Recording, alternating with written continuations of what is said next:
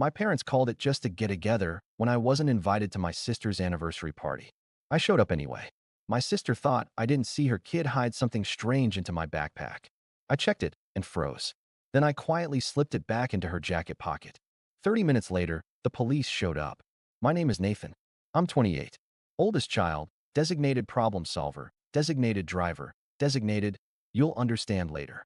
In our family story, my younger sister, Ava, has always been the golden chapter. I'm the line that gets skipped. I'm the one who fixed dad's truck at 17 because he didn't want to pay a mechanic. The one who stayed up with mom after her night shifts because no one else brewed coffee right. The one who learned how to talk to bank clerks, landlords, and school administrators before I could legally drink. I paid my own tuition by stacking shifts, and I know the exact price of a gallon of milk in 3 different stores within a mile of my apartment. Ava shines. She has perfect timing. When I brought home a 3.8, she found a way to mention her new followers. When I got my first full-time job, she posted a photo of a ring light, and my mother commented, "So proud of the talent in this family." Guess which one got the hearts? I'm not bitter. That's what I told myself for years. I'm practical. Some people are good at entrances. Some are good at cleanups. I learned to carry a broom. Saturday morning, 2 weeks ago, mom called me while I was at the laundromat. "Honey, just a heads up, we're having a little get-together tonight." Nothing big. A get-together? Just family. Where? At the Gables. They gave us the back patio. The Gables is the nice place on Maple with the string lights and the $14 mocktails. Who's US? I asked. You know, everyone. Everyone minus me. She sighed. Ava didn't want any pressure. You know how you can be intense about money stuff. We'll see you Sunday. Money stuff means I ask, who's paying, before I order appetizers. It means I don't split the bill evenly when someone decides to try oysters and 3 cocktails. It means I bring an envelope for cash gifts and write amounts down so they don't get lost. I'm not intense. I've just tallied too many disappearing dollars in this family.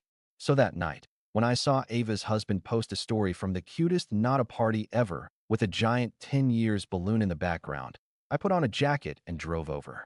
Not to cause a scene. I just wanted to hand her the card I'd already written. $100 cash and a note. May your next decade be calm. I thought I'd leave it with the hostess like a normal, boring adult. The patio was full, candlelight, a long table, clinking glasses, and a cake with A+ piped in gold. Get together. Right. I stayed by the fence.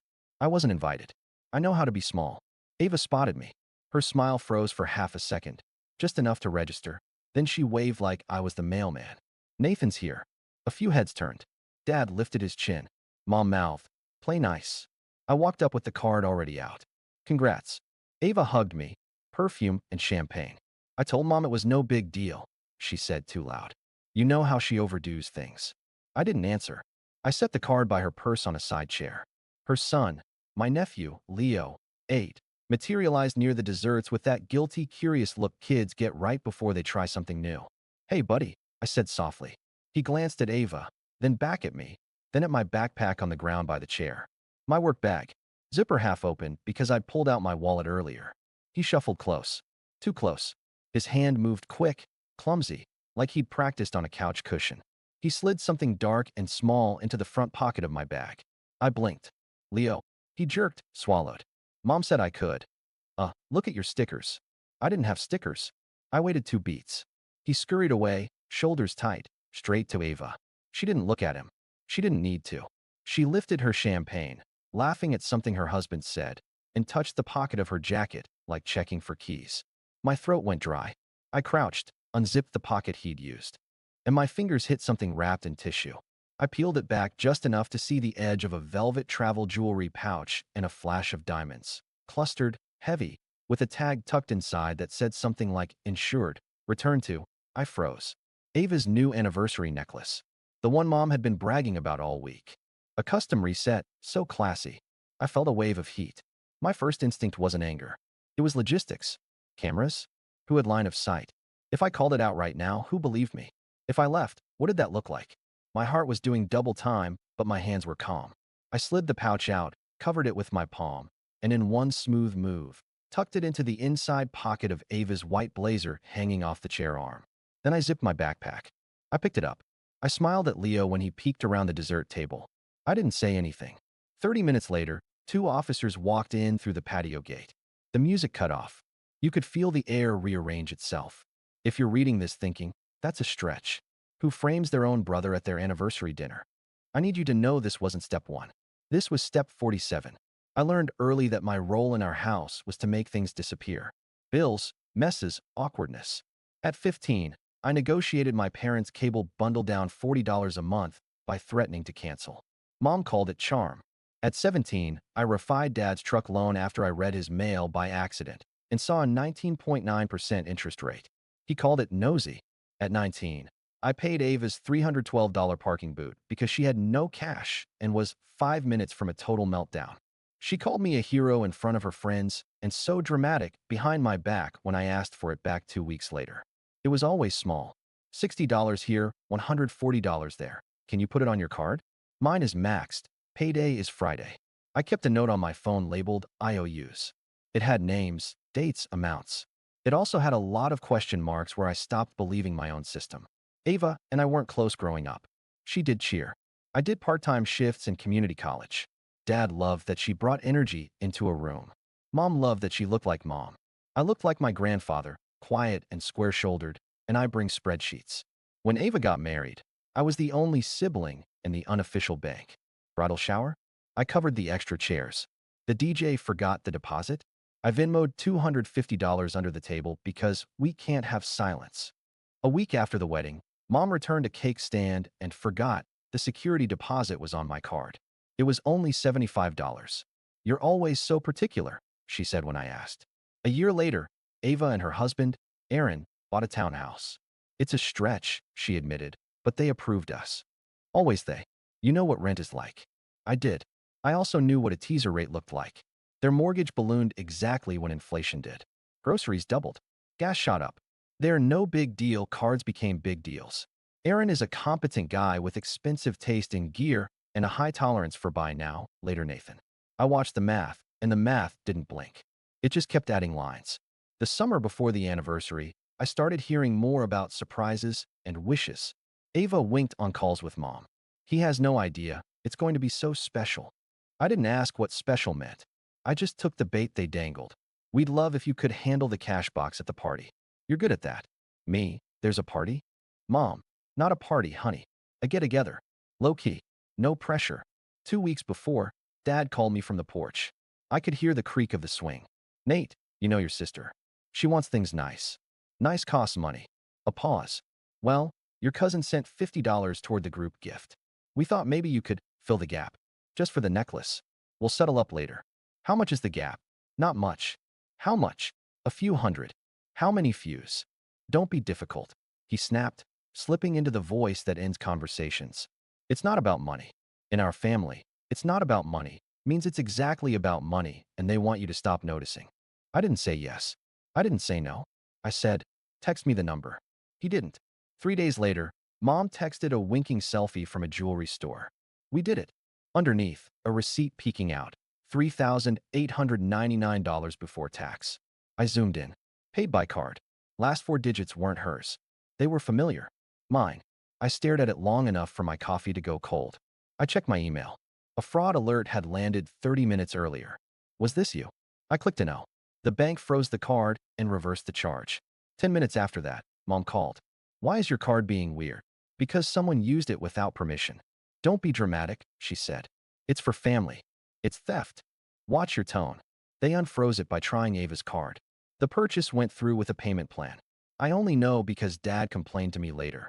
They gouge you with these installments. Don't do installments, I said. Well, we wouldn't have if someone hadn't made a big deal about. Click. After that, Ava stopped answering my texts. Fine. Then came the invitation that wasn't. The get-together I was excluded from because I asked questions like, who's paying? And did you budget for the tip? Meanwhile, Mom kept hinting, you'll get your moment with her Sunday. Bring your checkbook. Kidding. Unless. So when I showed up at the Gables, I wasn't walking into a surprise. I was walking into a pattern you could see from space. The second I saw Leo's hand slip into my backpack, the math did itself. If the necklace vanished and the difficult brother had been there uninvited with a bag, easy story, clean lines. And here's the part that still makes my stomach flip. The person I loved most in this equation was the kid. Leo's a good kid. He likes Lego sets and counting the coins in my glove box. He also wants to make his mom happy. If you want to make a child do something wrong, you don't call it wrong. You call it helping. I didn't know who called the police. The manager? The anonymous tip Mom would pretend not to know about later? Doesn't matter. Two officers entered, and the table shifted from party to scene. Evening, the taller one said. We received a call about a missing item. Ava pressed a napkin to her mouth, like she was steadying herself. My necklace, she said, voice trembling in that careful, practiced way. It was on this chair. My brother, he came by, and I don't know, he's been under a lot of stress. Nathan, I said, keeping my voice even. My name is Nathan.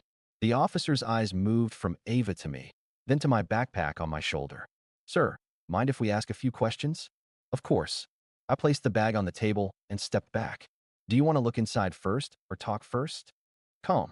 Calm buys you space. Panic gives other people a script. Ava dabbed her eyes. We don't want to make this a thing. It's family. Aaron stood, gestures big. It's probably a misunderstanding, he said to the cops, then to me. Right, man? I looked at Leo. He was white as the cake frosting. Here's what I'd like, I said. Please search my bag fully. Then asked to see the inside pockets of my sister's blazer. Left side. The table went very, very still. Mom blinked like a cat in a sunbeam. Dad's jaw tightened. The officer glanced at his partner. We'll start with the bag. They opened every compartment. Front pocket first, then main, then the small zip I always forget. Pens, charger, a work notebook, 2 granola bars, receipts, the birthday card I'd already put on the side chair. No jewelry pouch. No tissue. No diamond flash. The officer nodded once. All right. Check the blazer, I said, tone steady. Inside pocket. Ava laughed too loudly. That's ridiculous. Why would? Ma'am, the officer said. It's quickest if we just check. She froze, then lifted the jacket from the chair. Her hands shook in a way that didn't look like acting. She patted the outer pockets, then, reluctantly, turned the lapel and reached into the inside. The napkin fell from her fingers. The velvet pouch slid out, bumping softly against the table. The tag peaked. The diamonds flashed like the world's most expensive exclamation point. No one talked for 5 full seconds. Silverware clinked far away. Somewhere on the street, a siren bled into the night and then faded. I put my card with the gift, I said quietly. I didn't touch the necklace. I came to say congratulations and leave. Mom recovered first. Well, what a relief. She laughed the way people laugh when the host trips and doesn't fall. Huh. Must have been a mix-up. The officer took notes anyway. Ma'am, did you report a theft? Ava's face crumpled. She wasn't good at silence. I thought I lost it. I panicked. Did you ask your son to put it in my bag? I asked. My voice didn't rise. Leo. Leo looked from me to his mother. The very small moment I will never forget. His fingers pinched the edge of the tablecloth and he whispered, Mom told me to help. Aaron swore under his breath. Dad said, watch it. Mom hissed, don't make this bigger than it is. The taller officer cleared his throat. We're satisfied the item is accounted for. We'll file a note that there was no theft. However, I want to be clear for everyone here. Involving a child and hiding an item is serious. You all might want to talk. They left. The patio air snapped right back into clinking and whispers, but none of the noise belonged to us. We were a spill nobody wanted to mop. Ava's cheeks were blotchy. She tried to smile, failed, and went for indignation instead. You made me look insane, she said, turning on me. Showing up uninvited, making a scene. I didn't make a scene, I said. I prevented one. Aaron rubbed his forehead. Ava, what was the plan here? She looked past him at me like I was being rude for existing. You weren't invited because you always ruin things with your spreadsheets. I didn't want you counting envelopes next to my cake. She glanced at Mom, then lowered her voice. We just needed the gift money tonight, and you're always so tight-fisted, Nathan. I knew you'd bring cash. I thought if the necklace got misplaced, we could. I don't know. She shook her head like the word she needed wouldn't arrive. Forget it. The police arrived, I said. We're past forget it. Mom found her footing. Sweetheart, you know your sister's been under stress. The mortgage. There it is, I said. What? The part where it isn't about money, and then it very much is. I set both hands flat on the table. I could feel my pulse in my palms. You bought a $3,899 necklace you couldn't afford on installments, and you were going to cushion it with cash, and if that didn't cover it, you'd use a mess to pressure me. Dad stood. Watch your tone. I am, I said. I'm watching it very carefully, because this is the last time I use it here without boundaries. Ava crossed her arms. So what? You want an apology? No, I looked at Leo. He looked at me like he'd just swallowed ice. I want you to know I'm done playing this role. Mom scoffed. Which role? The one where I pay for everyone's mistakes and then get told I'm dramatic for noticing. The one where I get excluded from a get-together and then invited to provide additional funding. The one where a child is sent to put a necklace in my bag. Nathan, Dad warned. Family sticks together. This isn't about revenge, I said, and my voice surprised me by how even it was. This is about closure. I left my card on the table with the $100 inside and walked to the parking lot. No dramatic door slam. No speech. The night air smelled like rosemary from the landscaping. I drove home with my phone buzzing on the passenger seat. Mom, then Dad, then unknown, then Aaron. I didn't answer. I turned the phone face down and watched the red lights ahead of me bloom and shrink. By the time I climbed my stairs, there were 19 missed calls and 22 new texts. Mom led with guilt. You embarrassed your sister on her night. Then anger. How dare you accuse me of theft? Then logistics. Can you come fix the bank app tomorrow? It won't connect. Then a photo of Leo asleep in the car, a last-ditch mercy play. I put the phone in a drawer and made pasta. The next morning, there were more. A group chat I hadn't muted, yet lit up with relatives. Aunt Carla. What happened last night? Mom. Nothing. Nathan overreacted. All good. Aunt Carla. Privately, 3 minutes later, tell me your side. Also, I saw them go outside with the cops. You okay? I typed and deleted. Wrote, I'm fine. Taking a break from family events. Sent it. Simple. Dad called at 9:10. I answered on the fourth ring. Son. His voice was flat. You crossed a line. I found the necklace in Ava's jacket pocket. Your sister is under financial strain. So am I. That's not the same. No, I said. It's not. I'm selective about who bears it. Silence. Then, your mother is upset. I'm sure. And you don't care? I care enough to stop pouring into a bucket that has no bottom. He hung up without a goodbye. At noon, Aaron texted, Can I talk to you alone? Not defending last night. I didn't know she told Leo to do that. I met him for coffee because I needed a control conversation. He looked awful. Wrinkled shirt, eyes half sunk. She's drowning, he said, hands around a paper cup he didn't drink from. The mortgage jumped, daycare costs are stupid, and she wanted the necklace because everything else feels like losing. I should have said no. I didn't. That's on me. How much are you short monthly? I asked before I could stop myself. Reflex. He pulled a face. Like $600 after minimums. More if we want to pay down the cards. 600. That number has a taste. It tastes like just help for a few months. It tastes like we'll settle up later. It tastes like staying longer than you planned because you needed to be needed. I'm not loaning you money, I said. I'm not co-signing anything. I will sit with you and make a spreadsheet. I will help you call your credit card companies and ask for promo APRs. I will find you a credit counselor that isn't a scam. I will watch Leo on 2 Saturdays so you can pick up over time. But I'm done being the invisible line item. He nodded once. The relief in his face told me he knew this was the only kind of help that wouldn't rot us. Okay, he said. I'll take that. News travels in families like ours faster than actual facts. By dinner, the narrative had evolved to Nathan stormed in, accused Ava of stealing, threatened to call CPS. I hadn't. But it's easier to be mad at a sentence than a system. I typed a message to the family group, then deleted it. Typed again, shorter. I'm stepping back for a while. No loans. No using my cards. No surprise visits. If you need me, text me what you need in one message. I'll answer in 24 to 48 hours. I love Leo. I wish you well. I sent it and turned off notifications. 10 minutes later, Mom called 6 times in a row. The 7th rang as restricted. I didn't answer. The next week was loud and quiet at the same time. Loud. My phone lighting up with accusations and deals and clarifications. Quiet. My apartment finally sounding like a place I live instead of a place I recover in. I bought a new kettle because mine squealed. I fixed the loose cabinet hinge I'd been ignoring. I slept without my stomach doing math at 2 a.m. On Wednesday, a screenshot from a cousin, Ava's Facebook status, a long post about devastating betrayal, and people who hold money over love. The comments were exactly what you'd expect.